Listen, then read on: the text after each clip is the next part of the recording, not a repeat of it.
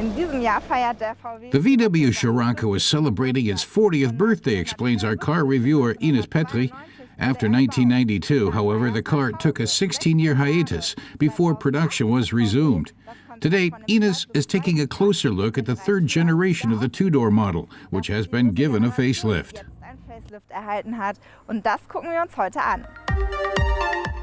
Back in the 1970s, when it was first launched, the Scirocco was hyped as a sporty car, and today the evolved version of the coupé continues to hark back to those roots.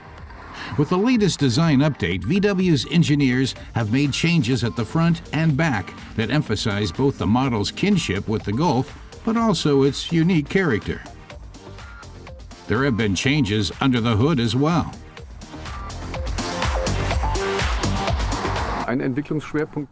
Volkswagen's Albert Melzo says the design team focused on integrating engines from the Golf into the new Scirocco in order to reduce consumption, which worked. They improved fuel efficiency by 19%. In addition, he says, they also improved performance and torque, making it a lot more fun to drive. Customers can choose from among 4 engines, 2 gasoline-driven and 2 diesels. Ines is testing the more powerful diesel version. Its 2-liter TDI provides 135 kilowatts of kick and 184 horsepower. It's very lively, and when she hits the gas, she can watch the turbo gauge as it pumps up the turbocharger. You can feel the power straight away. The Scirocco's maximum torque of 380 Newton-meters allows the car named after a hot desert wind to fly down the road. Its top speed is 230 kilometers per hour, and the coupé can hit 100 kilometers an hour from a dead stop in just 7.5 seconds. Drivers can also change the suspension from sport to comfort at the touch of a button. Ines says the Scirocco steers well and doesn't seem to drift at all in curves. Instead, it glides around them. It allows you to take them head on.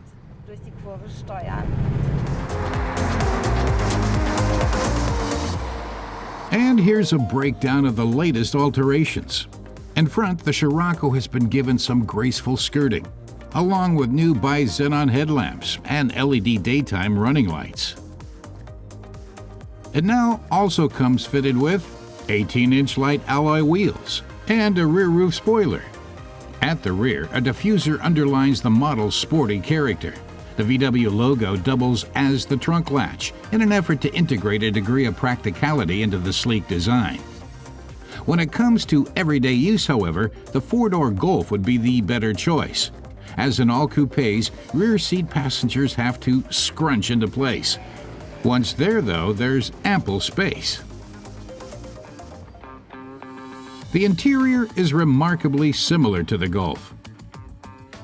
And just like in the Scirocco's cousin, the dashboard is now arranged according to VW's tube design. An important aspect for any car with sporting ambitions, comfort in the front row seats. In the Scirocco, they certainly do the job. One thing Ines doesn't like about the car is that the 360-degree visibility isn't what it should be, partially due to the wide C-pillar and small windows in the rear, and the tinting on the glass and back. Optional extras include parking sensors and a rear-view camera. They make seeing behind you a piece of cake, says Ines.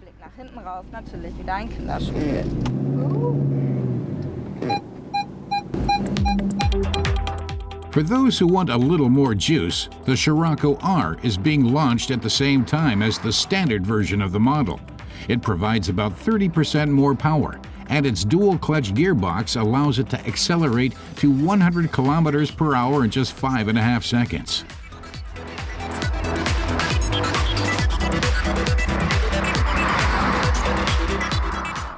VW's development chief says the R is slung lower than its predecessor and that the series comes with a 17-inch brake system.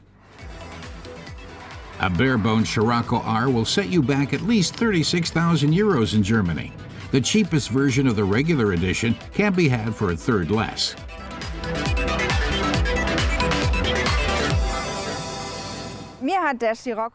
Overall, Ines really liked the third-generation VW Scirocco, even before the facelift, because it's designed differently than the ubiquitous Golf. The two-door coupé is really sporty and performs great out on the road. If she had one wish, it would be that VW also offer a station wagon version, a little longer, with 2 more doors and a little more space in the trunk. That would combine the practicality of the Golf with the Scirocco's extravagant design and sporty genes. As a station wagon, she says, the Scirocco would get her top marks.